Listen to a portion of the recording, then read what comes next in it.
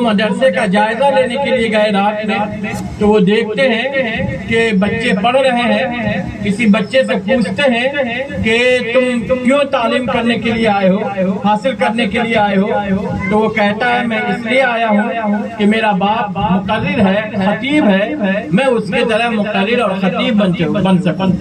کسی طالب علم سے وہ پوچھتے ہیں تو وہ کہتا ہے کہ میرا باپ مفتی ہے، میں اس لیے آیا ہوں تاکہ میں مفتی بن سکوں،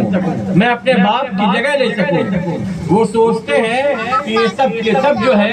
دنیا حاصل کرنے کے لیے آئے ہیں، یہ سب کے سب جو ہے دنیا اپنانے کے لیے آئے ہیں، اس لیے مدرسے کے قیام سے جو فائدہ ہونا چاہیے تھا وہ فائدہ نہیں ہو رہا ہے۔ اس ذہن میں سوچتے ہیں کہ میں جتنے پیسے خرچ کر رہا ہوں مدرسے کو بند کر دوں اور ان پیسوں کو کسی اور نیک کام میں لگاؤں۔ وہ یہ سوچتے ہوئے جا رہے ہیں تو دروازے پر دیکھتے ہیں کہ ایک طالب علم پڑھ رہا ہے۔ آپ ان سے پوچھتے ہیں کہ تم کون ہو، یہاں کیوں آئے ہو؟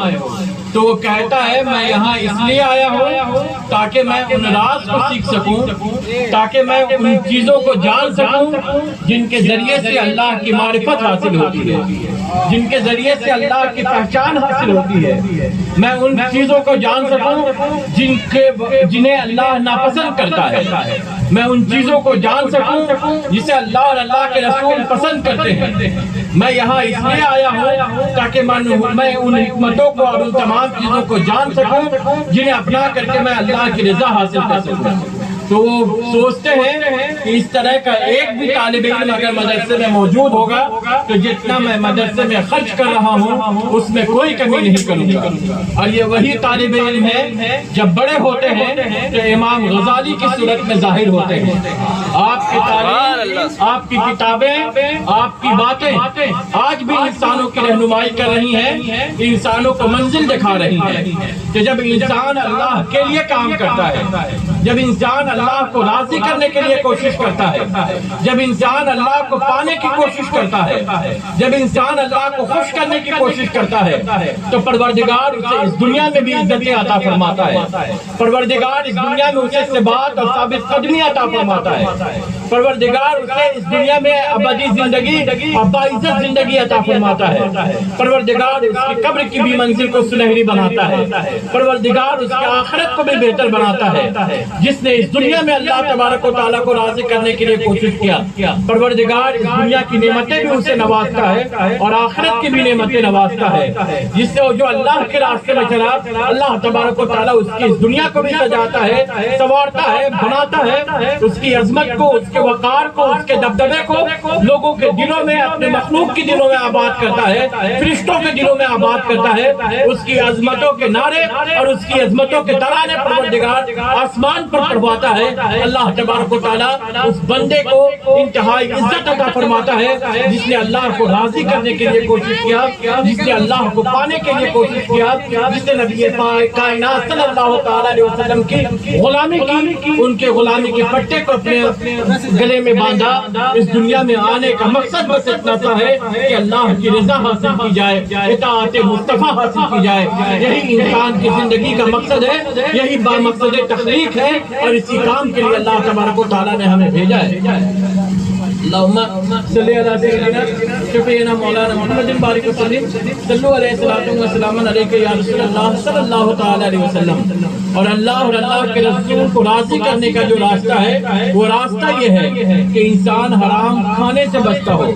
ان تمام ذرائع سے بچتا ہو جو حرام ہیں، جو ان اناج کو کھانے سے بچتا ہو جس اناج میں حرام کا شائبہ ہو۔ اللہ کو پانے کا راستہ یہ ہے کہ انسان علم حاصل کرتا ہو، علم دین بھی حاصل کیا ہو، علم دنیا بھی حاصل کیا ہو۔ جس نے علم حاصل نہیں کیا وہ نہ ہی خدا کو پہچان سکتا ہے، نہ ہی نبی کے مقام کو پہچان سکتا ہے، نہ ہی وہ عبادت کے طریقے کو جان سکتا ہے، نہ ہی وہ اپنے بچوں کو تعلیم دے سکتا ہے، نہ ہی وہ اس دنیا کو سنوار سکتا ہے۔ اللہ اور اللہ کے رسول کو پانے کے لیے انسان کے اوپر ضروری ہے کہ وہ نماز کا پابند ہو۔ جب تک وہ نماز کا پابند نہیں ہوگا وہ کبھی بھی اللہ اور اللہ کے رسول کی رحمت کو نہیں پا سکتا، اللہ اللہ اور اللہ کے رسول کی محبت کو حاصل نہیں کر سکتا، اللہ اور اللہ کے رسول کی تائید کو نہیں پا سکتا، اللہ اور اللہ کے رسول کی مدد کو نہیں پا سکتا، ایسا انسان جو بے نمازی ہوگا وہ کبھی بھی اللہ کی دستگیری میں نہیں آ سکتا، اللہ تبارک و تعالیٰ کی رحمتیں کبھی بھی اس کی طرف متوجہ نہیں ہو سکتی۔ فرض نماز کے ساتھ ساتھ جب انسان نوافل پڑھتا ہے، اشراق پڑھتا ہے، چاشت پڑھتا ہے، صلاۃ الاوابین پڑھتا ہے، تو پروردگار اس بندے کو چاہتا ہے اور اس بندے کی محبت کا اعلان جبریل امین سے آسمان پر اور زمین پر کرا دیتا ہے۔ انسان جب اللہ کے رسول کو پانے کا ذریعہ یہ ہے کہ انسان قرآن کی تلاوتیں کرنے والا ہو، قرآن کی تلاوت جہاں کی جاتی ہے، قرآن جہاں پڑھی جاتی ہے، وہاں پر اللہ کی رحمتیں لپکتی ہیں، وہاں پر اللہ کی رحمتیں دوڑتی ہیں۔ اللہ اور اللہ کے رسول کو پانے کا ذریعہ یہ ہے کہ انسان وعدے کا پکا ہو، زبان کا پکا ہو۔ مومن کی پہچان یہ ہے، مومن کی شان یہ ہے کہ وہ زبان کا پکا ہوتا ہے، وہ وعدے کا پکا ہوتا ہے، اور جو زبان اور وعدے کا پکا ہوتا ہے اللہ تبارک و تعالیٰ اسے چن لیتا ہے، اسے اپنا پیارا بنا دیتا ہے۔ اللہ تبارک و تعالیٰ کو پانے اور اللہ تبارک و تعالیٰ کو راضی کرنے کا ذریعہ یہ ہے کہ انسان کسی کا دل نہ دکھاتا ہو، انسان کسی کو تکلیف نہ دیتا ہو، انسان غیبت نہ کرتا ہو، انسان چغلی نہ کرتا ہو، انسان انسان کسی مخلوق کے پیٹھ کے پیچھے اس کی برائی نہ کرتا ہو، انسان کسی کو ستاتا نہ ہو، اس کے ساتھ اللہ کے مخلوق کے ساتھ ہمدردی کرتا ہو، پیار کرتا ہو۔ انسان جب اللہ کی مخلوق کے ساتھ ہمدردی کرتا ہے، پیار کرتا ہے، تو پروردگار اس کے اوپر نظر رحمت فرماتا ہے، اسے چن لیتا ہے اور اسے منتخب کر لیتا ہے۔ جب تک انسان اللہ